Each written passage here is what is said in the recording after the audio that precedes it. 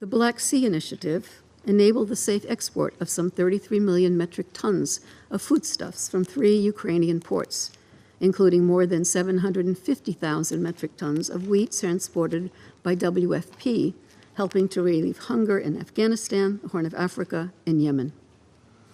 The initiative helped bring down global food prices. The Memorandum of Understanding on Russian food and fertilizer exports also delivered concrete results over the past year.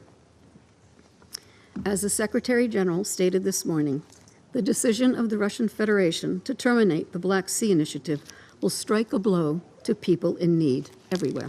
Ukrainians are Russians' principal victims, but this war is also harming the poor and the vulnerable across the world, particularly in Africa, in Asia, and in Latin America.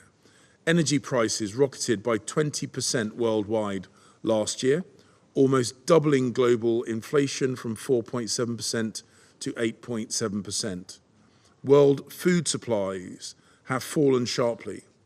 Ukrainian food exports, maize, barley, or wheat, have plummeted by more than 40%, with catastrophic consequences for sub-Saharan Africa, which relies on these supplies. After all, the spillover effect of this needless war are profound. Just look at the harm Russia has done to the world's food supply. By weaponizing food, Russia has exacerbated the global food security crisis, a crisis that disproportionately impacts people in the Middle East and Africa. And today, in another act of cruelty, Russia suspended its participation in the Black Sea Grain Initiative.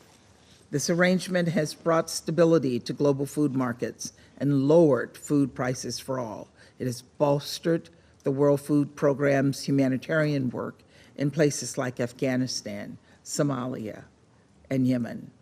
And according to the UN, nearly 2/3 of the wheat exported through this arrangement has gone to developing countries. Russia put mostly nations in Asia and Africa at risk of facing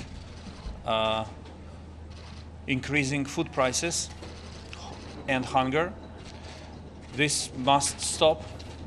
And now, we all have a headache. We have to solve yet another problem created by Russia.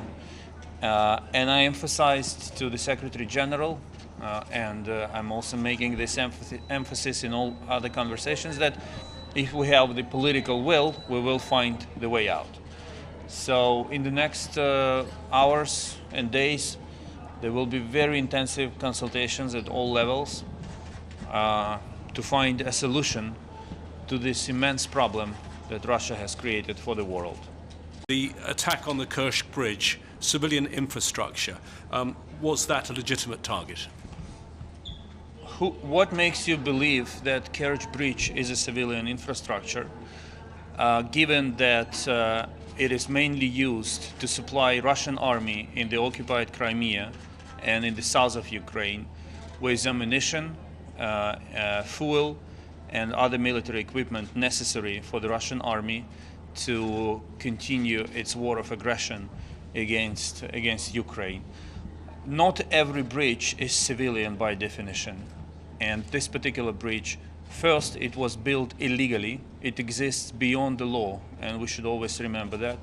And second, it is mainly used for military purposes, and we should consider it as such.